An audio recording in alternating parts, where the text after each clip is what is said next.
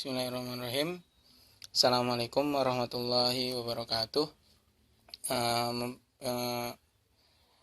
Perkenalkan, nama saya Muhammad Hairul, Teknik Metalurgi 2016 Universitas Teknologi Sumbawa. Untuk presentasi kali ini saya akan membahas tentang analisa kegagalan pelindian biji nikel latrate menggunakan asam sulfat dengan metode Fishbone. Metode Fishbone ini adalah metode di mana untuk mencari letak kesalahan ataupun mencari letak permasalahan yang ada dalam proses pelindian ini gitu. Tujuan dari menggunakan metode ini adalah kita akan mencari titik masalah terbesar yang terjadi dalam proses pelindian ini. Baik, selanjutnya dalam proses pelindian ini ada masalah yang terjadi, yaitu persen ekstraksi yang didapat dalam proses pelindian ini tidak sesuai dengan apa yang seharusnya didapatkan gitu. Dalam beberapa jurnal menyatakan bahwasanya persen ekstraksi yang didapat harusnya adalah sekitar 70 hingga 80%. Tetapi dalam pelindian kali ini persen ekstraksi hanya didapatkan 30%. Oleh karena itu kita akan melihat di mana letak kegagalan dalam proses pelindian tersebut.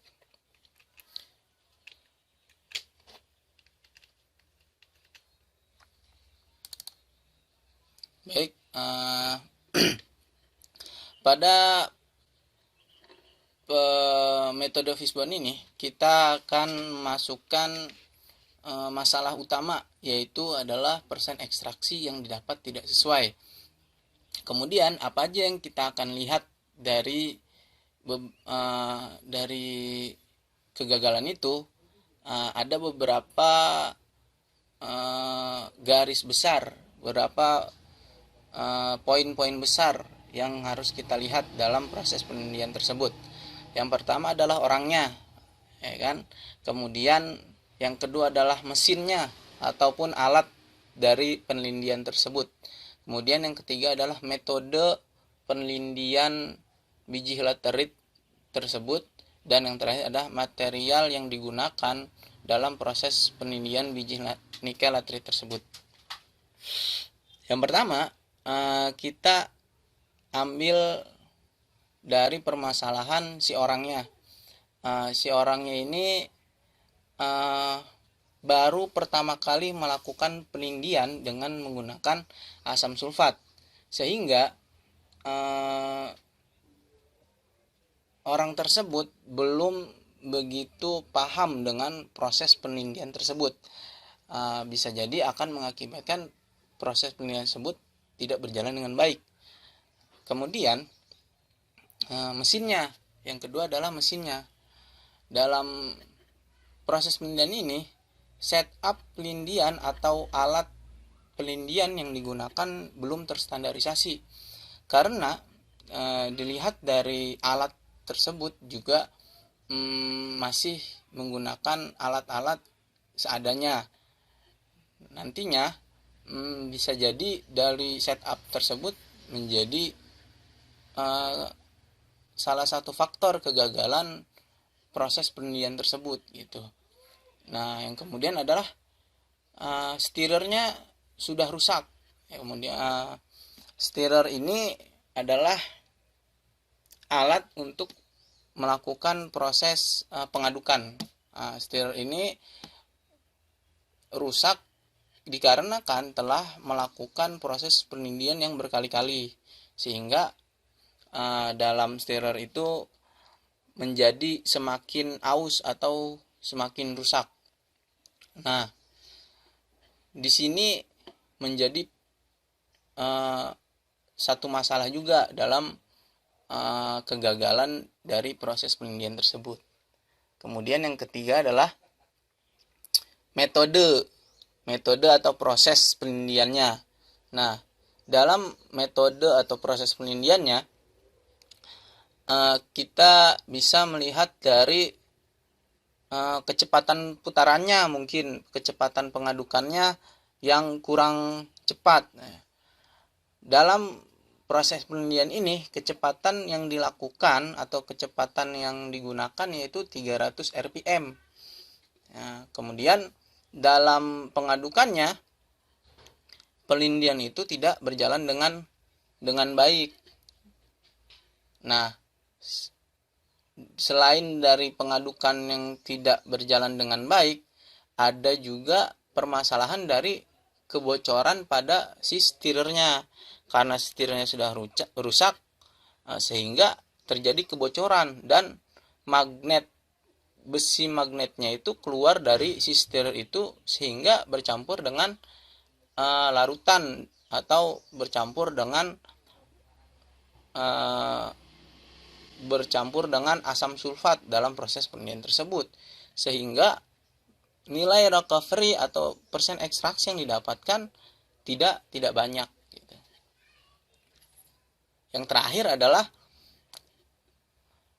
volume larutan asam sulfat sedikit. Nah, mungkin dari volume asam sulfat sedikit ini menjadi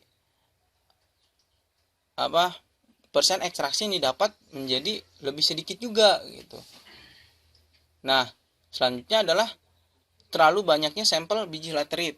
Nah, sampel biji laterit ini yang digunakan adalah 100 gram dengan perbandingan antara sampel biji laterit dengan larutan asam sulfat yaitu 20% solid, atau 100 gram biji laterit dicampurkan dengan 400 ml larutan asam sulfat.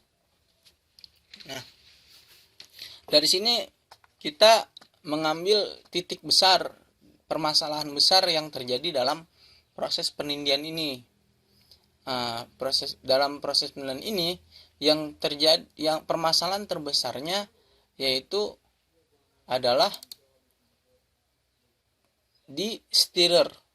Nah, karena stirrernya itu sudah rusak sehingga mengakibatkan kebocoran pada stirrer, maka pengadukan dalam proses penelitian tidak berjalan dengan baik karena si magnetnya itu sudah keluar daripada si stirrernya, sehingga kecepatan putaran menjadi lebih berkurang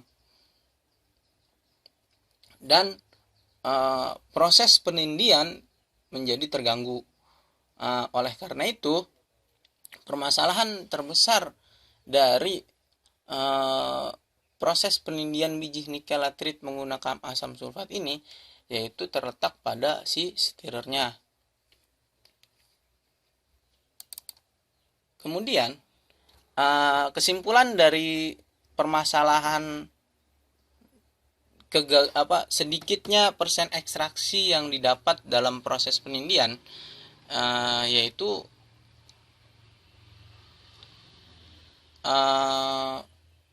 pada kesimpulan kali ini, persen ekstraksi yang didapat pada penelitian biji laterit menggunakan asam sulfat tidak sesuai dengan hasil yang diharapkan dikarenakan bocornya magnetic stirrer. Nah, dalam saran atau dalam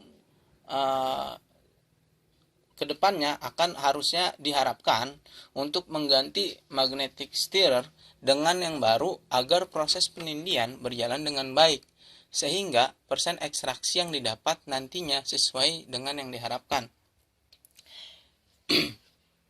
Stirrer tersebut mempengaruhi proses penelitian, sehingga faktor utama dari kegagalan nilai hasil recovery dari ekstraksi biji nikel tersebut sedikit, maka diharapkan akan harus digantinya si magnetic stirrer tersebut.